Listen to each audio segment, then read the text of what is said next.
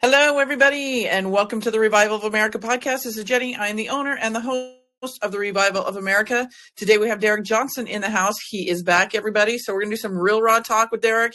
It's been probably about 3 weeks since we've had him, maybe even a month, but he's been on some speaking engagements, and I'm sure he'll probably tell you a little bit about those once he pops in here. But it's glad to have him back. So I hope as you know, he'll bring us good information. We will try to get some questions, everybody, but you kind of know how it is with Derek. We just kind of do real raw talk. Every once in a while, we'll do a Q&A, but take some notes, everybody, because there's a lot of stuff happening out there.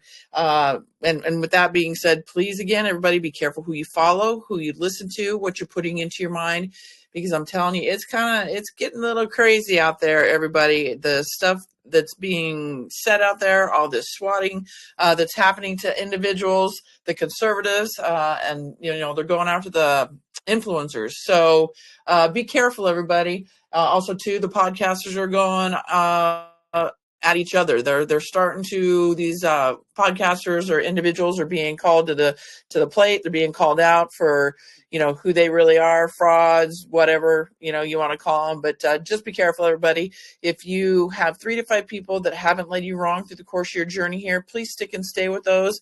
Tighten up that circle, everybody. It's not about the intel or anything like that. It's about really staying strong out there. Keep your mind right. Stay with the right people. Don't get swayed, because I can totally see this happening right now. People that have been in this movement with us for so long, now they're kind of going to the other side.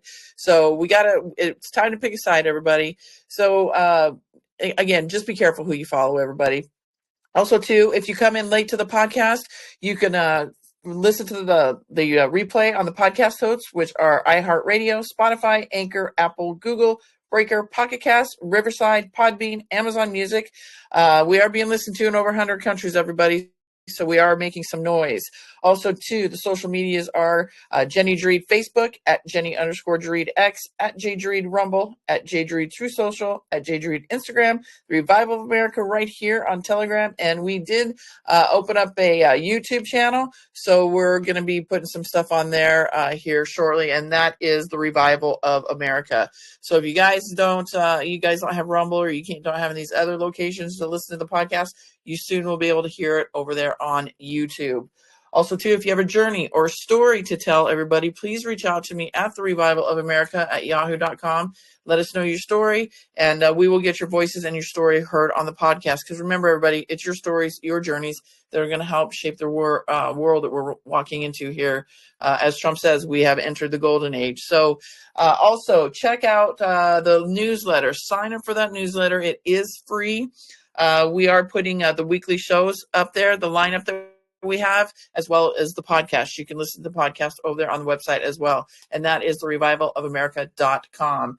It is a bit under construction. We are adding things to that on a daily basis, adding, deleting, that kind of thing. So bear with us. I am in the process of moving right now. So these podcasts are going to be, because as you move, I'm going to be shut down with my computer and everything for a hot second. So we will have Dallas and Captain Kyle on Wednesday, and I'm going to try to bring John back on here Friday, depending. But I am going to be traveling out of town, so I'm going to be a little bit out of touch, if you will, for a little bit. So bear with me, everybody, but we will definitely get the podcast up as we have some extra time. So with that, everybody, again, please be careful who you listen to, who you follow, and what you're putting into your mind, because a lot of cray-cray going on out there. And I see Mr. Derek Johnson just entered the house. What is up, stranger? How are you? No, I'm doing all right. I'm just sitting here. I was watching In the Heat of the Night, and it's like 5 minutes left, and I couldn't make it squeeze in. So I got to wait to see what happens, what Bubba's going to do to this criminal. Oh, I'm sorry. We could have pushed it 5 minutes later. No, it's all good. It's I have a good feeling what Bubba's going to do. So, well, Derek, it's been a little bit since you've been on here, and you've been quite the busy beaver. I see you. You obviously were in Florida. You did a speaking engagement, and I see that you are going to be speaking in some other locations. Idaho, I think, was one of them. Do you want to tell the people about that a little bit before we get started? Yeah, I don't know the exact logistics yet, except for I know the dates. I think it's the 23rd and 24th. I'll be in Provo, Utah, and then the 27th and 28th. I think I'll be in. I think it's Eagle, Idaho. I Yeah. don't ever know. Well, I don't know right now if there are. Sometimes people have big events and they're private.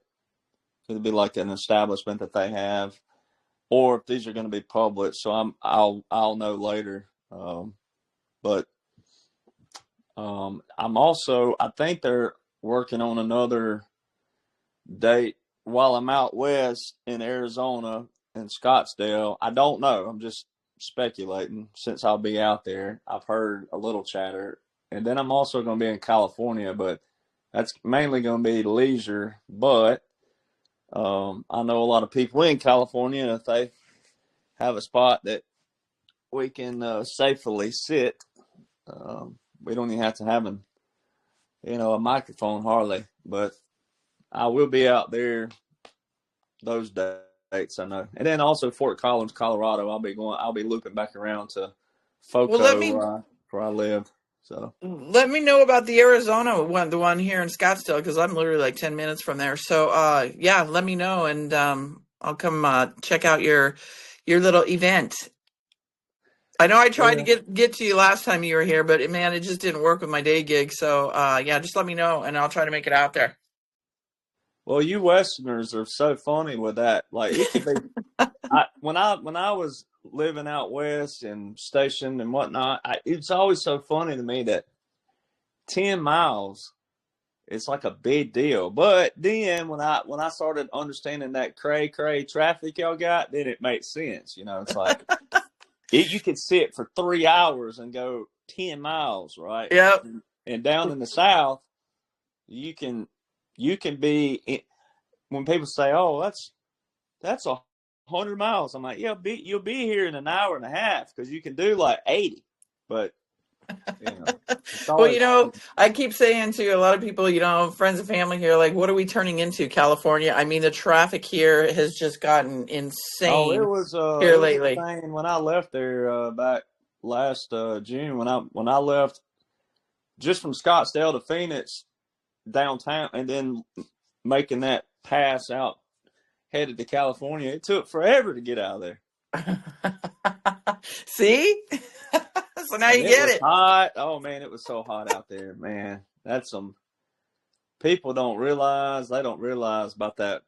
Uh, drinking water. Oh Lord, have mercy. It's hot out there when it gets hot. Oh yeah, yeah, I probably drink during the summertime probably anywhere from 8 to 10 of those just regular sized water bottles. It's crazy. It's crazy. Yeah, I drank water the whole time I was there and still wanted to pass out. So, yeah. So, so what do you want to talk about today, Derek? I know we just kind of go out. There's again, everybody, you guys know this is just real raw talk with Derek Johnson. None of this ever is scripted with myself or any of these podcasters that come on, or not podcasters, excuse me, guests that come on here. But there is a lot of stuff going on out there, Derek. I was telling the audience prior to, and I know you and I were talking a little bit on the background. Everybody, like Derek says, this isn't for us, right? What we're witnessing happening, and like I was talking to Derek about. Trump now has put a halt to the security for Ashley and Hunter Biden. This isn't like in real time, right, Derek? This kind of like it's just being rolled out to us to see. It's already happened. Is that correct? Is that Well, what you're trying to say? yes, and let me put it this way, real quick. Think about everybody in here right now. Most of you probably are awake, what we classify as awake, and think about everything that you've witnessed that will be a revelation category just in the last 6 months. Just take the last 6 months and then the things that will be considered a revelation. Imagine them doing that all in one day to the American people. Now, you might appreciate it because you're already here, you're awake, you've been digging, you've been researching, and it don't matter how long you've been doing it and when you put it together, you're here. Imagine dumping all of that and then some And then what's left to be unveiled that we already know, because my book already has a lot of this in there, and I'm just one.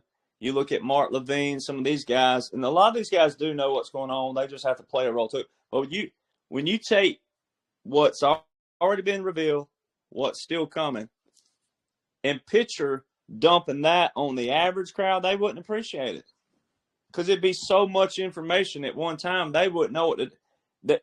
Then you got this other little variable in there that people haven't really thought about, and there's so much to always talk about, and it's like, where do you bring this in? But the other variable is there's a group of people out there, and that number is unknown, but it would be a lot of them. They would go, well, if you guys and gals have always known this, why didn't you do something before now? So see, you'd have that group of audience who they have to unveil this delicately in another manner, because the end goal is still, it don't feel like it. Lord have mercy. Liberals will make you pull your darn, they will. You would much rather take a pair of pliers to your front tooth and pull it out than to listen to liberals right now. I mean, I would think you could probably find that analogy pretty comparison. Like going, yeah, I believe so. They have no logic whatsoever. So if you just take that alone and then apply it to where we are, there's still a good portion of America, even good people, who have no clue what's going on. But the end goal is to save America, is to reinstill the principles of our founders as a whole, and also Thomas Jefferson, a lot of these guys. But the Constitution was written to have some leeway. It wasn't just rigid, but there still has to be a broader sense of a foundation reinstilled, and that's what you're watching. And a lot of people, most of them are kicking and cussing because they don't even know that they don't know. They don't realize what's going on. So some of the kicking and cussing's good, because some of them, they may kick and cut. A lot of your parents, again, you know good and well, you had children. You had your children who were quiet, they would pout. Then you had your ones who were mouthy, and they would say, you don't know what you're talking about, and they'd storm off. They knew you knew what you were talking about. They just didn't want to admit that mama and daddy had lived a bit longer and knew what they were talking about. So you apply that to out there. Just because someone's mad and upset don't mean that they're not savable, because what they can do is go home and stew on it and go read. If they care, they're going to go home and read and study and go, oh my gosh, I was wrong. Boy, was I wrong. And so the end goal of all this is to save as many people as possible, but also reset the foundation to say, look, there's certain things that don't need to be in federal law whatsoever for anybody. There's certain things that don't be in state law. So that's what everybody's watching. That's what you're watching right now. And you're also watching what I was going to talk about tonight. And I'll get into it. There's three things you're watching that's resetting the foundation, but also resetting that education. And there's not a thing anybody can do to stop it anyway, the ones that don't like it. There's not a thing they can do. So if you just take that simple principle and go, man, if they dumped everything that you've seen in the last, even just take a month or two, onto the general public all in one day versus rolling it out, who would appreciate it? They wouldn't. People wouldn't. Because you still have people in your life. I do. Well, if you know so much about it, hot shot, you just take care of it. Well, I will. All right. But that's the attitude. That's the attitude that got us here. And we all are products of, well, I will. And majority of the people are in that category of, you do it then. Well, all right, we will, but you ain't going to like it. But you're going to learn to like it, because there's nothing you can do to stop it. So. Amen. And, Derek, too, I sit in a lot of, just so I can kind of see how people are behaving out there, what they're saying and all that kind of stuff. We're seeing a lot of these, podcasters kind of go to the wayside or being called out for what they are. And, there's a lot of people over there. And X, I have to say, is quite far behind from a lot of the stuff that we've done the researching on. But it's good for me to sit in there so I can come back to the audience and say, hey, FYI, this is what's going on.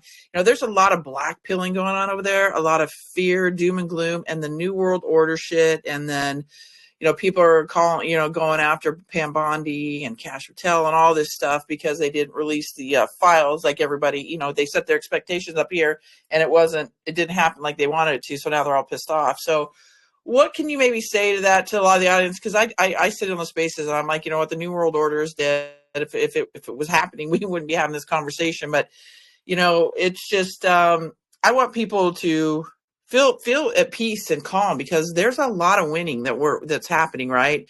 And to focus on those positives, because we're still going to have those humps and those bumps through the road, but we just gotta. I want to keep everybody on a positive level and keep looking at what a time to be alive, because so many people are missing this whole journey of what a great time it is to be alive. What can you say to these people that are falling for the bullshit of the New World Order? And, they may have been in this journey with this whole entire time, because I'm seeing a lot of people that have been in this journey with this whole entire time. Now they're going to the other side. So what can you say to those people? Well, you were never on the right side in the first place. Good point. That's the way I look at it. Because if you're that shakeable, if you're that movable, then your foundation was never solid in the first place. And so it goes back to, in the first book, in Midnight Rider Part 1, I did a thing. I said, you want to think like Rattletrap? Here's how I think. Now, you don't have to think like me, but if you want to learn how you expand your mind without losing your foundation, here's how you can do it. And I start out with space. I don't care what space is. I don't care if it's, it has a boundary to it, if it's endless. I don't care about that. All I know is when I go out at night, I see stars. Where are they? How far are they? I don't care. Round earth, flat earth, I don't care. It's an earth. I'm here. I'm present. I'm living. I'm breathing. I'm talking. I don't care if it's round, flat, obtuse, looks like the Michelin Man. I don't care. All right. So it doesn't matter. Those things are things that we shouldn't argue about, because if you think it's round, I'm going to appreciate you. If I think it's flat, then you should appreciate me, because it's something we cannot absolutely prove. All right. Unless Elon Musk or someone says, hey, we really do have space shuttles you can get in. Well, guess what? I don't have the the kahunas to get in one and shoot up that high. I'll fly, but I'm not going that high. So if you got the kahunas, then go ahead, big dog, and I will believe you. You could totally lie to me, and you could shoot on out there and come back to like, I told you so. I told you it's flat or round or whatever I would believe opposite. And I'm going to believe them just because I'm not getting in those space shuttle and going up there. I don't care. I don't care that much. And I don't care at the end of the day that my buddy would be right and I'd be wrong. I don't care. But see, there's things that we can absolutely prove. There's things we absolutely cannot. My grandpa was a lot Native American, and he couldn't stand people, not the people, but the mindset of people who want to argue about dumb things that just don't matter. It don't matter. He let Jehovah's Witness come in his house. He let Mormons come in. He talked to them. He never lost his foundation. But he didn't stop them from telling them what they believed. He didn't stop listening. How did you come to where you came to? How did you get there?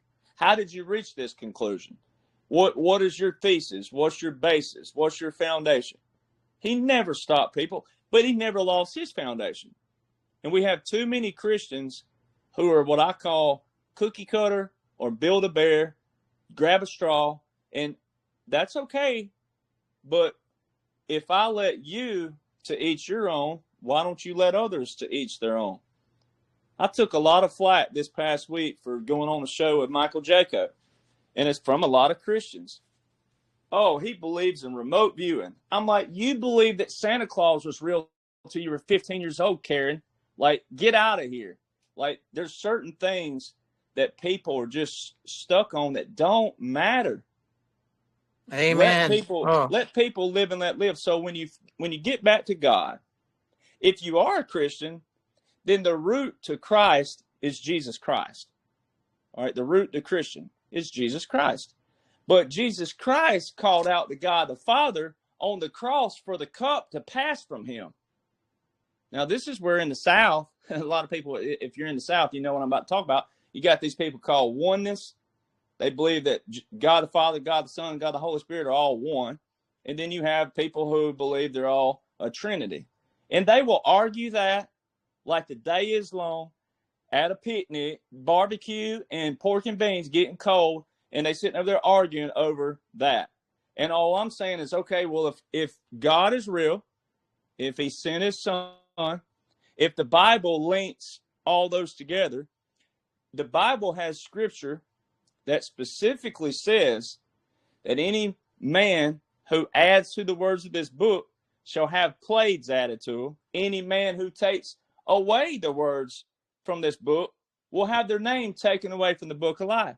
It also says that it's best not to know than to know and to deny. So there's a scripture in the Bible that tells you it's better not to know anything from this book and keep going on about your life than it is to say things that ain't in there or make up stuff or cherry pick and all these. God don't work like that. God of Israel is also what's been kicked out of American churches.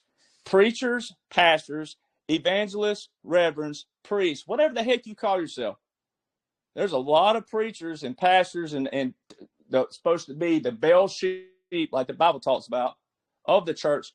Now you drive by, multitude of churches, not all, but a lot of them now don't have Jesus' name on the signs. They don't have a cross on the signs. They look just like any other building rolling down the highway. You get in there, the preacher's all trying. It's normally a fat guy trying to be in skinny jeans. We need to eradicate that too, by the way. Certain people weren't made for skinny jeans. And every guy I've seen try to stay hip, it's always a fat dude in skinny jeans. Someone needs to tell them, hey, bro, those were not made for you. They're not made for you. This ain't Brotherhood of the Traveling Pants. Like, turn this around. Like, seriously, though. Like, every church I've been in is some old guy trying to be hip. And I'm like, dude, you're supposed to stand alone. You're supposed to be different than everybody. You're the bell sheep. That's what the Bible says. That's what the God of Israel says. But see, what these preachers have tried to do is patty cake everybody, pat them on the back. Come on in here, brother. We've had a rough week too. It's okay. Well, that's fine. However, look where we ended up. We have no discipline. We have none of this. I mean, everywhere. The church, the God that our founders founded this nation off of Christian principles and Judaism. Straight up. Our founders. And so I was watching Mark Levine last night talking on these principles as well. Now our church blends in with the world. It don't look any different than what the Bible says to separate from. Now, that don't mean we're perfect, and I didn't come here to preach. However, God gave our founders this nation. And what separated our nation from everybody else was their ideology. And when you look at Thomas Jefferson alone, I mean, he wrote most of the Constitution. He wrote, most all of it. So when you look at his mindset, 34 years old, it wasn't like he was 85 years old and have lived a lot of life. I mean, we're talking about some brilliant, brilliant men. Sorry, ladies. You know, there's no accounts in history that the women were writing any of this. So no offense to that. But, hey, look what y'all done now. And, guys, there's another thing. You know, women who are women want men to be men. And they want you to stand up the right way and fight the right way. And we have gotten away from every bit of our principles of what made America, the fabric of America, great. And it don't have anything to do with being a bully. It don't have anything to do with what liberals think it does. It don't have anything to do with that. But it had to get to a bunch of guys who knows how to do what we've been doing. Everybody that's working on it had to get to a certain level, like Tom Homan. I don't give a you know what you think about me. We got a work to do, and we got to save this place. But a lot of Christians don't realize how close we were to the wrath of God because of going away from God's principles. And so the people who are jumping ship now, they never had a solid foundation in the first place. The other thing about the New World Order is this. All right, I will play, I don't like the term devil's advocate in this situation, but I will jump in the seat and go, okay, so if you think that this is a New World Order, then why aren't you doing anything about it in the first place? See, you're still talking. You're still all talk. You're still all air. You're still all complaining, all whining, all griping, all fussing, all moaning. You ain't doing nothing about it. So if you did think that the world is being succumbed to an evil power and they're deceiving everybody and they're tricking everybody and they're sucking everybody, you ain't doing anything about it anyway. So you're still failing what God told you to do, because he did say any nation against Israel will be smited, will be damned, will be decimated. And if this group of people is going against God's chosen, you're not doing anything. So if you're not, so the Bible says, I'm preaching tonight. The Bible says that he has prepared a kingdom for us. Why do you think you're worthy for that kingdom if you ain't fighting for it? That's the only thing you got to ask yourself is, how would I be worthy of such a majestic, great place on the other side, no matter what it looks like, doesn't matter. Why would you be worthy of it if you don't fight for it? That's the only thing that anybody has to ask themselves. If they consider themselves spiritual, Christian, God, whatever it is, if they're complaining, whining, griping, fussing, or saying something about New World Order, then what makes you think that the God of Israel is going to let you in his kingdom? Jesus Christ called out to God on the cross. He didn't. If they're all one, then why didn't Christ just talk to himself and go, I don't think I can do this. I can't do this. I'm quitting. Why did he look up in the sky even when the thief recognized him and said, you're the Son of God. You're the Son of Nineveh. He said, oh, you recognize me? Yes, you're Jesus Christ. You're the Son of God. And Christ looks up again. Forgive him, for he knows not what he did. Then turns back, looks at him and says, be with me this day in paradise. Who was Christ talking to? Why didn't he just talk to himself? So see, little things like that. Jesus Christ talked to God. God created the earth, not Jesus. And a lot of Christians, they don't like these topics. And it's like, it's not anything to cringe about. It's nothing to be afraid of. That's a fact. In the beginning, God created. It didn't say in the beginning Jesus. And why did Jesus call out to someone else separately? Why didn't he just talk to himself? All right. So it's real simple. And what people try to do is, because you can't see it, faith is unseen. Ain't no doubt. But it's unseen. But then the Bible says that God gives young men dreams and visions. All men, young men, old men, dreams and visions. So we do go by a spirit. We are the temple of Christ walking around. Our whole spirit's the temple. So he does give us things. And, it's up to people, though, to get back to the origin, the foundation. Same thing with this nation. I mean, our foundation is brilliant.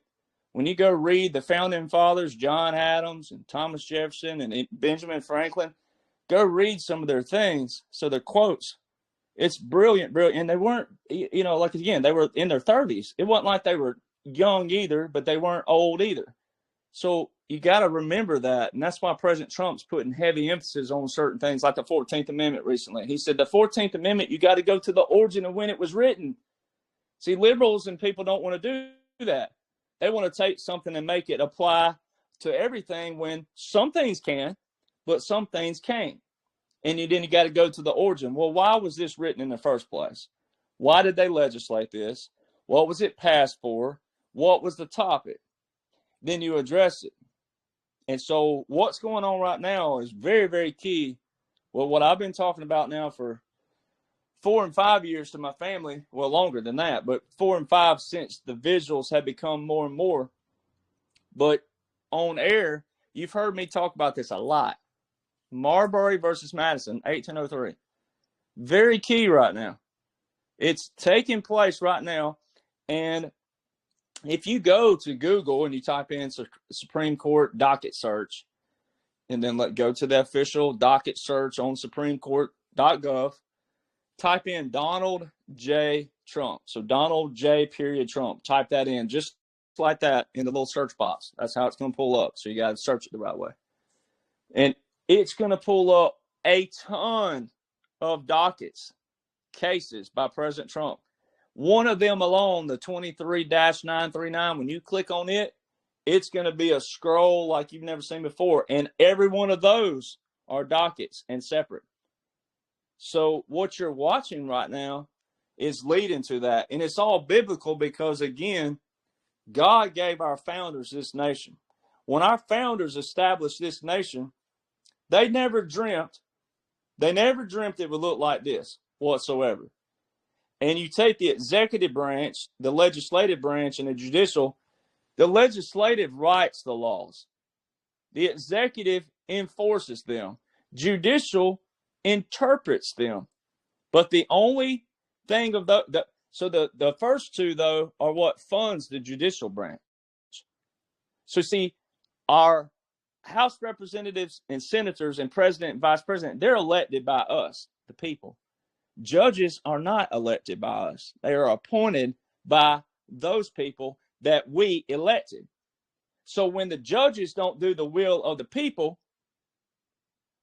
which would be really the will of our representatives, when they don't do the will of our representatives, then they're going against the will of the people. And see, that's exposing, which is awesome. This is nothing to fret. This is why Christians need to, this is where, now is your fight, baby. If you want to be, if you think that you're ready, now's the time to be standing on it. Now's the time to be a Christian. It ain't no time to be no back pew Baptist. All right. Now's the time to be standing on your feet and your foundation firm, going, this is biblical. Because President Trump, when he moved Jerusalem, when he moved the capital of Jerusalem, December the 6th, 2017, think how long that's been now. That's been 8 years ago.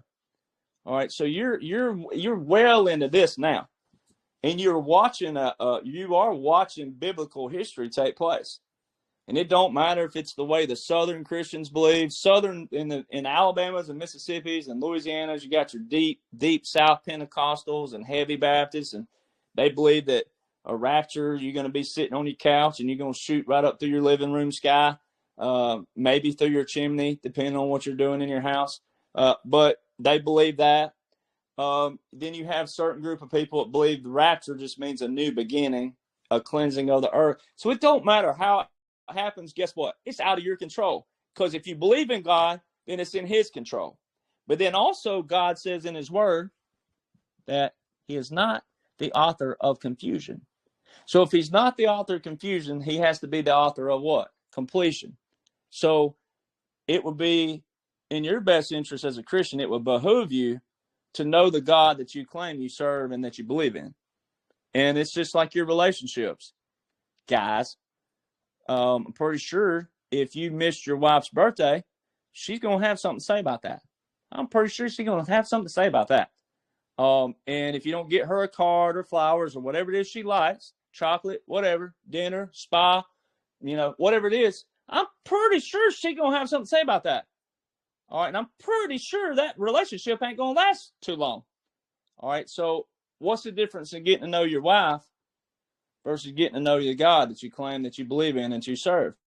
It's the same thing. It's a relationship. It's not a religion. It's a relationship. So a lot of people have forgotten that. And again, if you believe in God, then there's absolute proof that's been passed down, called a Bible. Doesn't matter if there's books missing or not. Because again, if God's not the author of confusion, then what you do have, he meant for you to have. And I've heard so many people say, well, what if something's missing? If God's the author and the creator of everything that I see, live, breathe, touch all day long, I'm pretty sure that what little bit, and I'm like, you don't even read the scripture you do have. So again, even if you only had a couple scriptures, even if you were living, which we're nowhere in that primitive days anymore, but if you were living in the middle of nowhere, Montana, and your house burned down or whatever, and you're like laying there about to die, and you're like, oh, I need to read the Bible, and you picked it, I'm pretty sure that you wouldn't even need the Bible. But at the same time, if you did, that's why God said, keep these words in your heart. There may be a day that they're not there. So too many people look into stuff that just don't matter. And so I believe if you believe in God and the God of Israel, then why would you expect to be in his kingdom if you're not willing to fight for it right now down here in what you think is a fight? So the people who are jumping ship, you're in a bad situation from the standpoint of those of us it's like this saying I put up today: a Christian walking in the Spirit will offend a Christian walking in the flesh all day long. So see, there's a lot of Christians out there in name only, Christ in name and Jesus and God in name only. They just know the name and that. Oh yeah, I believe in God. Okay. Well, I mean, if you just believe in God but nothing about it, then I believe in Santa Claus. Well, big deal. So it's just a shell. So you got to fill in that shell. And so many people have lost that and lost touch with that, but also lost touch with our foundation. And it got close. I mean, it ain't no doubt about it. I mean, those have been awake for a while, people like me and fighters who, veterans, older veterans, and people who have known the foundation, do know the legislation, how it works, et cetera. There's a bunch of us's out there, and probably a lot listening here. But still, those of us that know, well, we got close to losing it. We were very close to God's wrath. There's no doubt about it. But enough people started crying out to him, and he says that if my people will cry out to me, I will save them. So, the cool thing about it, if there is a cool way to spin it, is if you look back at the Marine Corps math. I love my Marine Corps out there, but if you look back at Marine Corps math, they said it was 3% of population that fought in the revolution. It was not 3%. It was 1.7 to 1.9% if the numbers are accurate on how many were in the military during that time period. Then you divide that number each year by the population, and that gets your percentage. And so it's 1.7 to 1.9%, so about 1.8 on average. All right. And so that's not a lot of people. When you do 1.8% of 2.3 million people, that's not a lot of people who fought for the very fabric of why we're here right now. That great, ideology that we talk about. And our military, our Declaration, our Articles of Confederation, our Constitution, our Bill of Rights, there wasn't a lot of people who did. And when you think about where we are now, the men and the women, when the women joined the fight, just think back then, that wasn't a lot of women back then. There was a few Midnight Riders that were ladies, but look at where we are now, ladies. You guys, all pun intended, but hey, look where we are now. Look at all the people who are involved now, who are empowered, know our history, learning our history, and then also learning legislation, knew our legislation, also knows how, elections work and the cycle, et cetera, et cetera, et cetera, when you're doing all your setup in your towns and communities across America. Look how many people are awake to that process now versus what was. And that's why you have the liberals. The liberals, that's why Christians need to be stronger.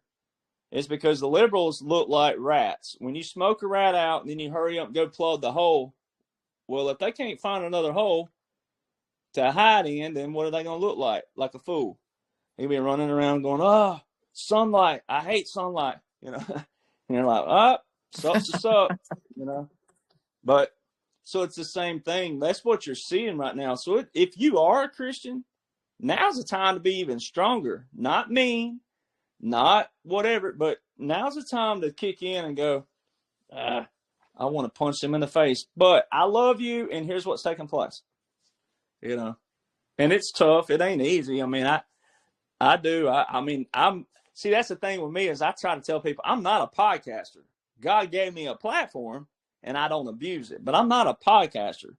And I have to work even harder. And every veteran in here, Tim, and everybody, all the people know this. Every veteran knows this. You have to work harder than the average person because when you get geared up, especially when you know the foundation and you know the history and you know military law, military orders, military regulations, when you know absolutely what's going on for the right reasons, it's 100 times harder to fight that urge not to kick into that almost drill sergeant voice where you want to scald somebody and almost like just shake them and be like, listen to me. Like, it's hard. Like, I get it. It is. But, if I can do it, then everybody else can. And we're human, and it's okay to get frustrated sometimes. And frustration don't mean anything bad, but so if I can do it, everybody else can. Thank you, Derek. Also, Derek, do you want to touch on? I know you were going to talk about. I don't know. What did you say? You wanted to talk about the story that everybody's paying attention to, and then maybe touch a little bit on what we're seeing with this whole Yemen situation. And I don't know if you're hearing about all these swatting incidences that are happening. Do you want to touch on some of that? Well, the Yemen thing is what's humorous. When I got on X last night, there's 2 or 3 liberal accounts I just troll really hard because I'm like, no, really? well, what I kidding. do is, and I've had to quit. I have had to quit with certain wording because I'm like, okay, the goal is to win these people over. So I quit saying certain things in there, no matter how much I want to. All I do now is say, this is how ignorant you are. That's the worst I get. And then also I say the joke's on you. But this one pops up about, so Trump said he wasn't going to start any wars, and he started one in the first 2. And I'm like, Yemen, Obama signed an executive order way back in 2012 for Yemen. Declared a national emergency. This is why it's key to understand executive orders and national emergencies. And see, that's why President Trump, it's so easy for anybody else that does understand legislation, but also executive orders, national emergencies, because they're not legislation.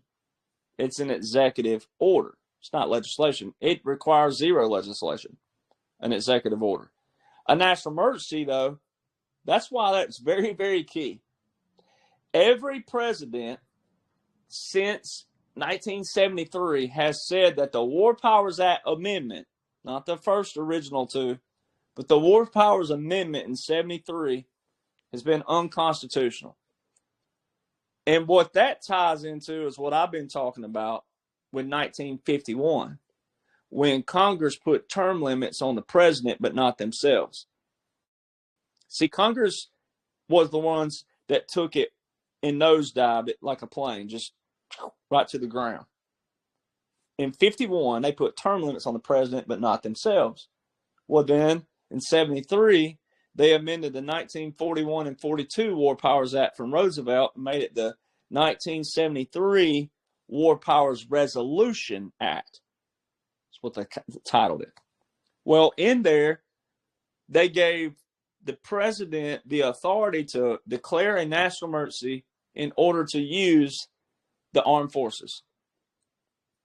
Well, you could, and I have made this case for those who have, like if I know an audience is wide awake, then you can understand this, that from 1979, I can make a case that every president since 79 has been a wartime president, because we have an executive order with a national emergency that's been continued ever since 1979, Jimmy Carter. And that's where people have to really separate your emotions, your feelings, divorce those, and sit in a neutral seat. Don't worry about the president initially until there is evidence. But there could be made a case, because a president is a standalone person, it could be made a case that some presidents that you thought were bad weren't. It was what was around them and the pressure around them, and then the assassination talks around them. All right. But there's a case for that. That's why everybody has to be careful, because in special operations, you have to have bad actors. Some are bad and expendable. Some are bad and they're actually good. They're just playing a bad role. Some were bad, but they weren't a big fish per se. They were and they weren't. But they're flippable. They're able to pawn them and go, okay, they were bad at front, but then we can use them and flip them. There's a lot of things, and that's why people need to get in and nosedive, really, special operations, irregular warfare, unconventional warfare, clandestine operations, covert operations. If you really want to know what's going on, those are your ones you got to really study and deep dive. And don't be afraid to think outside the box. You can keep your foundation and think outside the box. And so the War Powers Act and that national emergency clause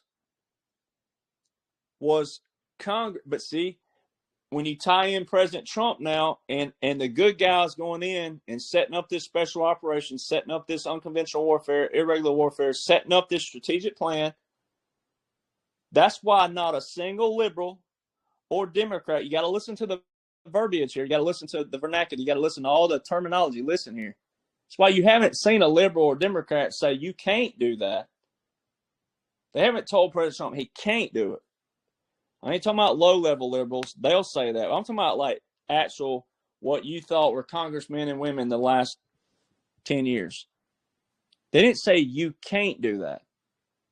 Because all he has to go, and he's already said it in other ways, but I'm going to paraphrase, not that he needs me, but paraphrase it and go, well, why did you keep it in law? Why is it still on law books? Why is it still in codification? Why is it still on paper? Why didn't you revoke it? Why didn't you abolish it? If it's still on paper, guess what it means? I can use it. I can enforce it. It's real simple. So that's where you bring in right now. It's this simple. That's like I tell people, you have two options. Only two. You don't even have a third option. You have two options. You can either believe that Joe Biden is a good guy that had to play a bad role, all right, and have everybody, mocking him, ridiculing him on this side. So you look at President Trump, the left ridicules and mocks him, and they think they're correct, the same as you think you're correct about Joe Biden. But me, as a guy who knows a little bit about special operations and irregular warfare, and that I can go, well, just as much as you think you're correct about Joe, the liberals think the same about President Trump. And there's not a thing that you can tell a liberal to exonerate President Trump. And there's not a thing that a liberal could say to exonerate old Joe. It would have to come from opposite sides.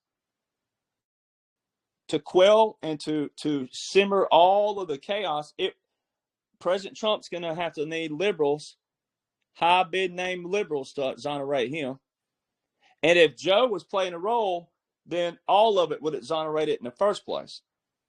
So you only have two options at this point. You still only had them last year, but now you have what I call bookends. You have some visuals now of bookends. If you think President Trump's sending troops to the border right now, who put them there last year? Why was he the only one at the border with the governor of Texas? Why was he the only one with the governor of Texas and the adjutant general? That's a rank structure to us veterans. So see, that's where it steps up to a new category. Not that we're better than you. You can know. But if you're being defiant and, I don't know about that. That's a bunch of hogwash. If you're that, then that is where veterans trump, all pun intended, civilians. Because that was a rank structure. That was your commander-in-chief, the state chief executive, the governor, and then the adjutant general. The adjutant general reports to the state chief executive, the governor, unless the National Guard are federalized by Title 10. Well, why would Donald Trump be there any other time if Joe Biden was a sitting president, if he was real? It should have been Joe, no matter what you thought about him. It should have been him. So that shows you your unique category. So then it goes back to your two options. Either Joe was real and he was president, and he's the greatest president of all time with President Trump, or your other option. President Trump's a wartime president in a unique setup of invoked laws and orders, special operations, unconventional warfare, irregular warfare, clandestine operations, covert operations, overt operations. All right, they're all there. That's your two options, because Yemen, Obama wrote, signed, and declared that national emergency. It's been continued every single year since then. So now that you see President Trump at the helm again, in your eyes, if you're someone who didn't know about all this before, well, guess what? That meant Obama continued that order because he didn't leave till 2016. He wrote it in 2012. All right, so he continued it. President Trump continued it from 2017 to 2021. And if you thought Joe was real, that means he continued it from 2021 to 2025, and it's still in place. And now President Trump is bombing Yemen. Okay, so it's from an executive order with a national emergency way back in 2012. 13 years old. It's that simple. Why would Joe Biden continue? So he's continued 8 executive orders by President Trump alone, 8 with 8 national emergencies. Every single one of those orders are what's deporting the migrants. It's what's taking the Panama Canal back. It's what's combating the opioid and fentanyl, illicit drugs, all that. It's what's cleaning out the federal government, the Doge. It's everything. Every single executive order President Trump put into place. So that eliminates the liberals saying anything about President Trump. They'd have to be dogging Joe, but then they got to dog Kamala. Then they got to dog the whole thing. So they need to just abolish their whole everything and just set up their own new party and have it all new leaders, because they're in a bookend situation where I can go, you guys look atrocious because your dude, that's where I can play devil's advocate with someone, even though I know what I know, and it's all a unique operation, but that's how you get them over and go, hey, your dude, he continued all these. Why didn't he? If he was president, he'd have had the same powers as every other president. Why didn't he revoke those? That makes no sense. Why would he continue them? That means enforcing. Continue a national emergency means you're enforcing it, because there's that clause in Chapter 34 of the National Emergencies, Chapter 34 of Title 50, not 33, the War Powers Act, but Chapter 34 of the National Emergency. See, it's separate.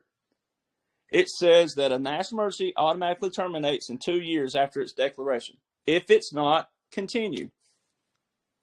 So why would Joe do that if he was real? Election interference, that's the other biggie. Lawfare, all that. That all falls under that. So he wrote his own death wish? I mean, that's what you'd have to say. So when you get back to the Yemen, there's that. And then this article, I had a good question this week about how can a judge block a federal order? I was like, great question. They can't. All right, that's exposing the judges and the lawyers of the bar system. This is why this is all so perfect. You know, if you Google right now, Google and their bullcrap would tell you that the bar, that's a conspiracy theory. Okay, so why in the hell is it called a bar then? What else would bar stand for? Like what would that have to do with jurisprudence? What would that have to do with jurisprudence? What would that have to do with, what would bar mean? You'd have to come up with something that the bar means outside of where y'all are going on Friday and Saturday nights. And some of you earlier than that. But right? You know. So, but especially today, happy St. Patty's Day, right? Some of y'all gonna be cutting this thing off, and y'all gonna go Irish it up tonight. I know, right? So, where did bar come from? If it don't mean British Accreditation Registry, then what does it mean? What? See, and they don't want to. They've tried to erase that. You can't. It's already been known. It's already a known factor. And then it ties into 1868. 1868, the 14th Amendment. Of course, you can start before that. 1867, with your Canada going to the Crown. All right, 1860. And then you got 1868, the 14th Amendment. 1871, the first Organic Act. Then you have, it was abolished in 1874. And then they wrote it again, another Organic Act of 1878. That's the one that really established the foreign territory of D.C., made it a permanent government of the District of Columbia. Then you can look at the 1870s as a whole. That's when the bar started popping up everywhere. These bar clubs, bar associations. And then you had to go to, that's when you could not, at that, before then, you could go sit up under an attorney yourself, regular person, read the books, and attorney go and test you on it. Like, hey, what would you do with blah, blah, blah, blah. Well, page this says that. Then you could be an attorney. All right. But then after that, it's when you had to start going to law schools. And it became this society, this organization, this club, this association. And 1889, Stoutenberg versus Hennick. It'd be a great thing. So it's going to be fun to spell that, but you should be able to wing it if you voice it into Google pretty easy. Stoutenberg versus Hennick. Stoutenburgh, I believe, versus Hennick, Hinnick. Go read that. And you can see a little bit of the droppings of DC in there. But then that started snowballing. And the judicial branch started taking on what they thought was more power. And judges and lawyers started, not all of them, but a lot of them, taking the power in their hands. And see, Marbury versus Madison, 1803, is very key. It was landmark and a landslide. Very key. We had a founding father, James Madison, going in to have to defend what a law looked like. 14 years after the Constitution went into play in 1789, 16 years after it was written. I mean, think about that alone. 16 years. Those of you, all of us who are over 40 years old, we know how quick 10 years goes by.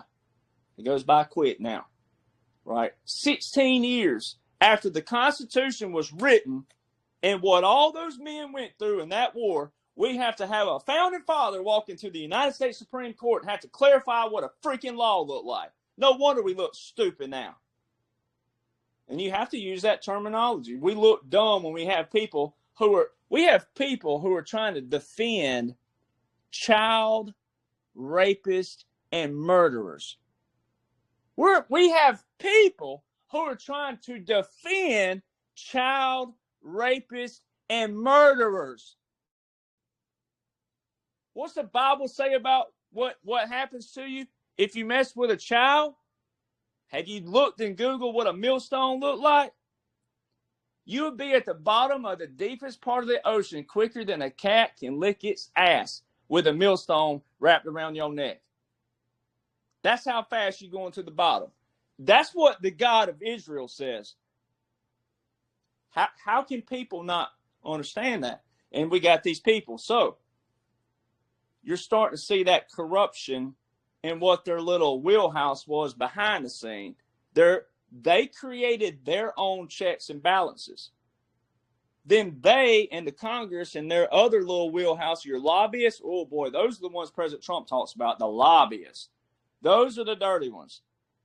Those are the ones in the ears of congressmen and women. Those are the ones making congressmen and women rich. Those are the ones going, if you pass this, you write this bill and pass this, I'll get you this. I'll put $2 million in your pocket. Those are the dirty ones. Those are the ones. So this system back here. And if you read our founding fathers' quotes, they're very harsh on the day you stop fighting and the day we don't have yearly elections, annual elections, not every 4 years, not every this year, annual. We have some quotes about that. Very, very key. I'll post a lot of these up later on my page, some sites that have a lot of quotes, but you go back to that. So Article 1, they're showing you right now, Marbury versus Madison, the legislative branch and executive branch fund, again, the judicial branch. Because the judicial branch are all appointed by them. We elect representatives. That's why everything's been backwards. 535 members of Congress work for us, not the other way around.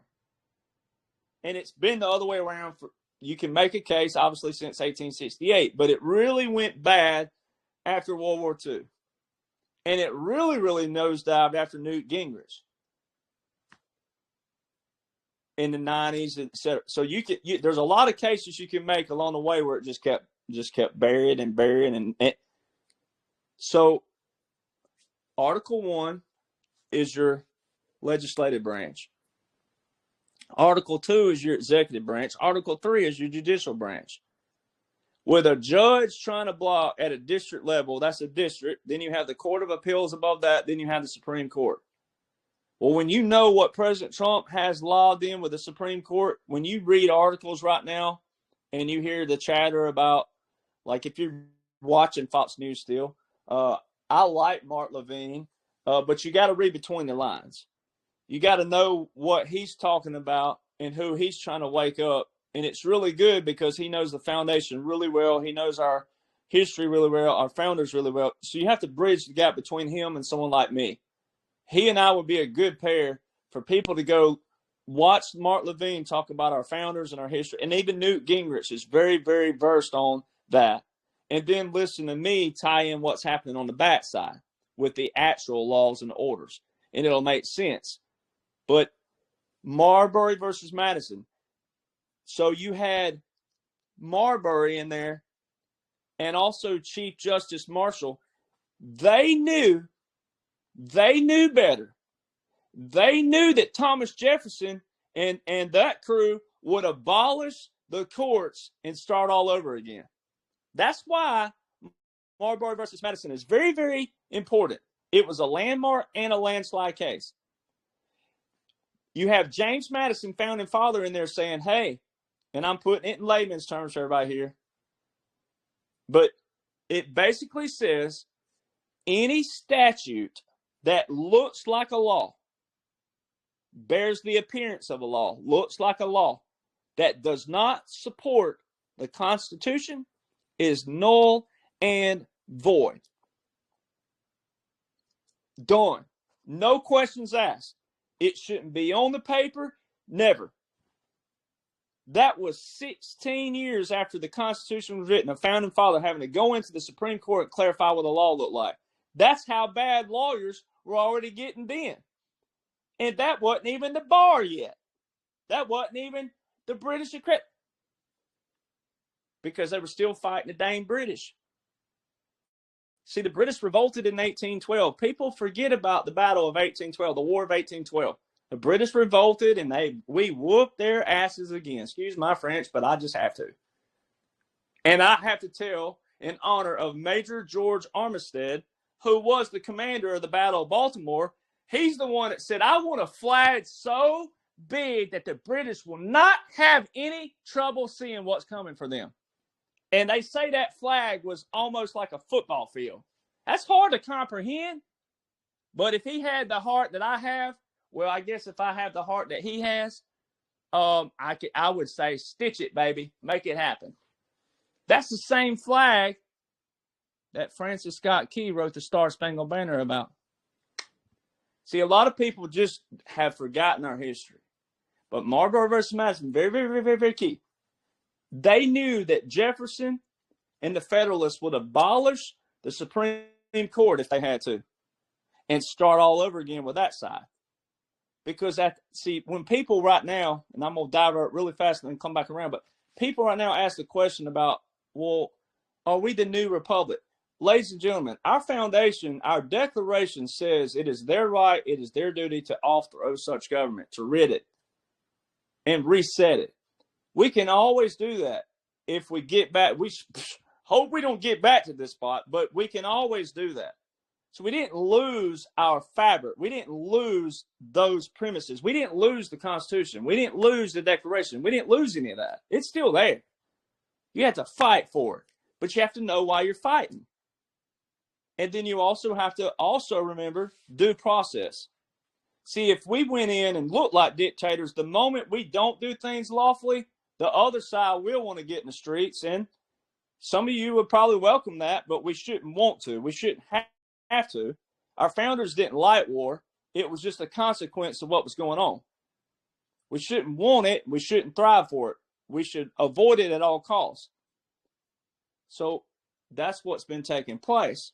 There was a way to save it, way to clean out all these corrupt people, because all President Trump had to do, and if you've read part 2 of my book, you already know what I'm going to say, but all they had to do was enforce the law.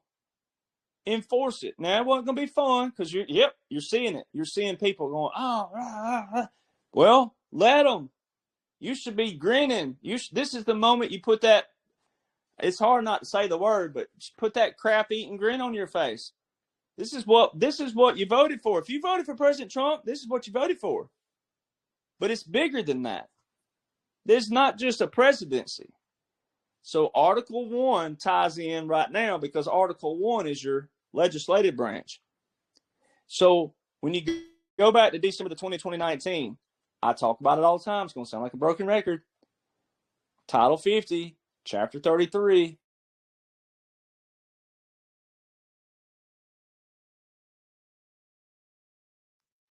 Oh, we lost you, Derek. Where'd you go? Hello.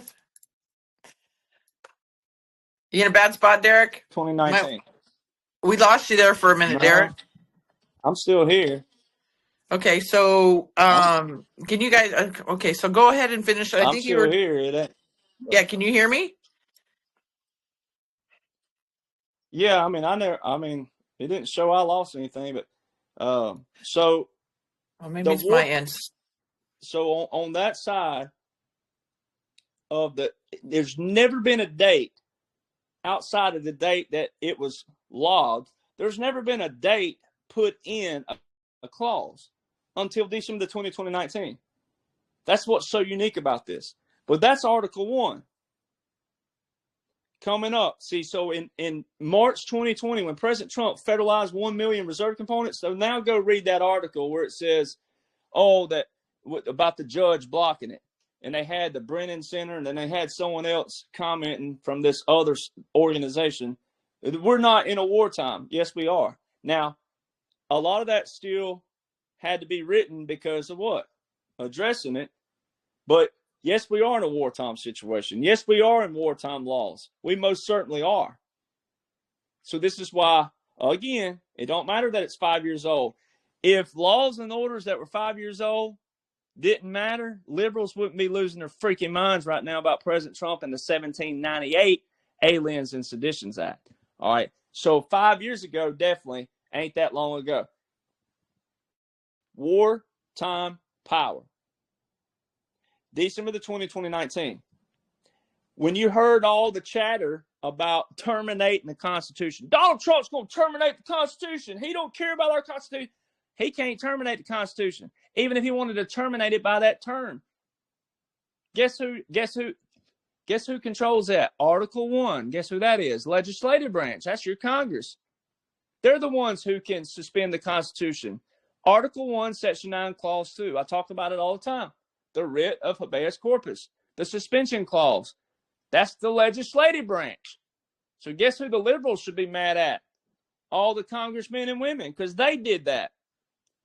And then you have your tie-in to presidential, Article 2. All right. He has a responsibility. He is the commander-in-chief of the armies and the navies. That's what the Constitution reads. All right. Well, Eisenhower, that's why he quotes Eisenhower all the time. Eisenhower established the Presidential Emergency Action Documents. They are draft classified. You can't Google what's in them, but they are draft classified. They are national emergencies, executive orders, and proclamations all in a bundle. The way you prove it is this. President Trump told you recently, I've signed over 400 executive actions. Well, on the Federal Register, there's only 130 public. So that tells you right there that there are how many? I mean, that would be what? 370 left? 270? I had to do the math. 270 left that you can't find? That's a lot of orders and proclamations that you can't even put your eyes on. That tells you we're in a wartime. Article 2, he told you the other day, he said, you didn't need a bill. I kept telling you didn't need a bill. All you need is Article 2. Who said that last year? I kept telling everybody, you don't need a bill for the border. You don't need a bill. A bill is only good for what? Funding, money. That's all a bill is good for, is the funding of it.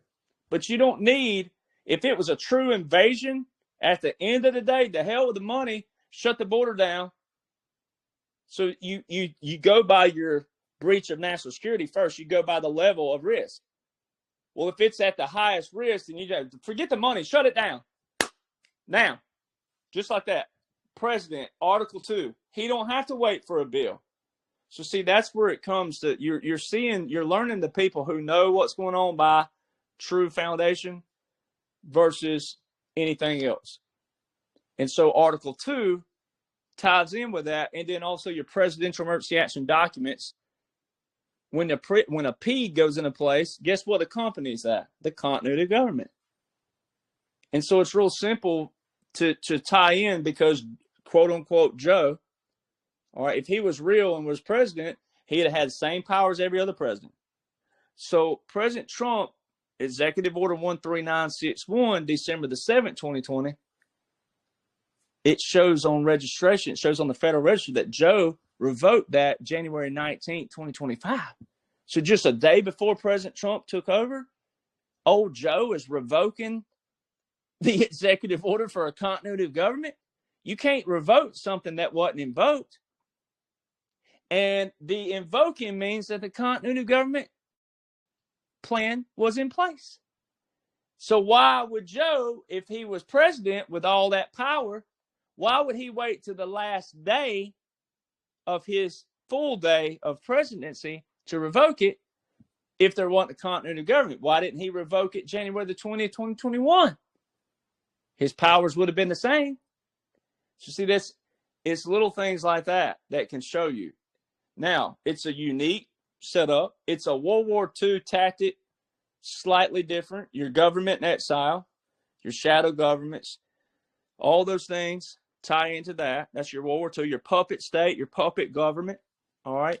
The other evening, I don't know when the last time we talked, but February about the 18th, I think it was, a reporter asked President Trump, and this is where, if I was being Johnny Cash and being a little bold and a little bit pat myself on the back, I am the only person who's talked about this, because my grandfather and my great uncles taught me this. I'm the only person out there who has any kind of platform who talked about this one thing: the puppet government, the puppet state. The Philippines, I've talked about it for a long time. The Philippines was one of the best analogies and examples. What is a reporter doing asking President Trump about a puppet state, puppet government, and a capitulation in the same sentence about Russia? All right. So again, if you're sitting around with your friends and family, I ask people, when's the last time you've been sitting around with your friends and family that you can cordially talk to, that you use the terminology occupied, occupation, white flag of surrender, capitulation? When's the last time? When have you talked about a puppet government? You haven't, because they're military terms. They're not government terms. They're all military. All right. So you'd have to know about military to be able to have that topic and that subject and that conversation. So what is a reporter doing asking President Trump about capitulations and a puppet government with Russia? The puppet governments where they installed a president. Philippines is the best example. They had the real president in D.C. with Roosevelt, Quezon. Then Japan installed another president in the Philippines. He had control of the civil affairs only. Do you know the three insignia that was consistent with Joe Biden, the fake actor Joe, the whole time? There were three things that were consistent. Three visuals around quote unquote Joe every time. There was military intelligence headband, judge advocate general, and then civil affairs and psychological operations. Those two go together. It sounds like two separate to make four. It's not. Those two go together. Military intelligence, judge advocate general, civil affairs, and psychological operations. Insignia on the military. That's pretty consistent with January the 2017, when the military, first time ever, officers walked down behind President Trump. At the moment, he's saying we're taking the power out of D.C. and giving it back to you, the people. And there's headband insignia of JAG, Judge Advocate General, in military intelligence. And you wouldn't have needed the psychological operation portion at that moment for visual sake, because they weren't there yet. So see, it's little things like that. So your Article 3 of the judicial, this judge blocking that, judges can be impeached, and they also can have their courts shut down and abolished. Like, let's just say you're in Dayton, Ohio right now. I'm just picking a place, but let's just say you're in Dayton, Ohio. All right. And you got a judge there, a federal judge, what? All right. And that's his domain, or whatever you're going to call it. They could walk in there, shut it down today. Keys, lock it up, shut it down, out of there. See, so these judges they're exposing themselves. And it just so happens we're in the strategic operation, right? So all this stuff is strategically planned. That judge is a whom? Clinton appointed judge. So, all this stuff is to show people, don't get into the hype of that. Get into and understand how judges are appointed. Get in and understand how legislation works. Get in and understand your executive branch, legislative branch, judicial branch. Go read our founders. Read the Federalist Papers. Go read Thomas Paine's Common Sense. Go read some of that. And get into the mind of those men, and then put yourself go Google how old they were. Think about where you were at 34 years old. What were you doing at 34?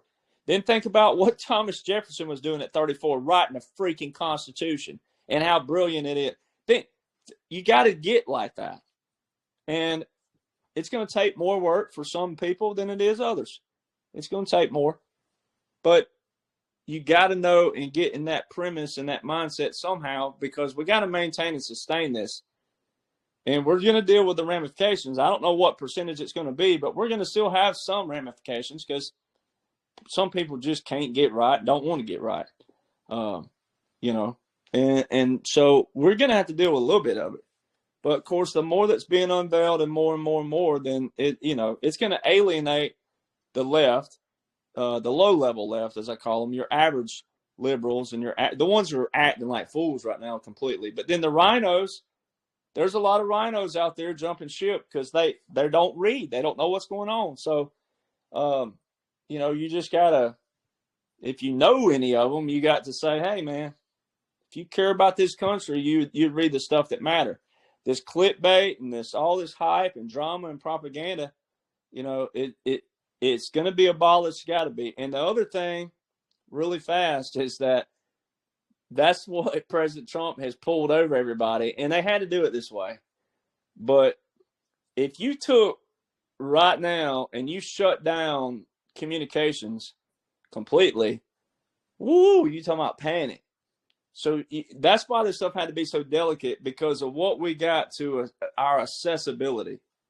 But look at the children that were, maybe not even children, but look at 15-year-olds to 20-year-olds when Facebook shut down a couple of years back, year or two back, whenever that was, for 12 hours. Think about the pandemonium with that one little sector that happened. And parents were like going, oh man, they're about to lose their minds because they can't be on Facebook. Just that one little thing.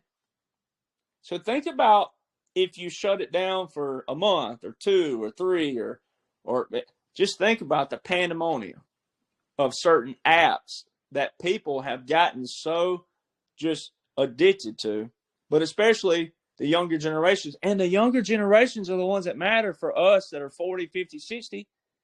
My God, they're the ones that's supposed to be taking over.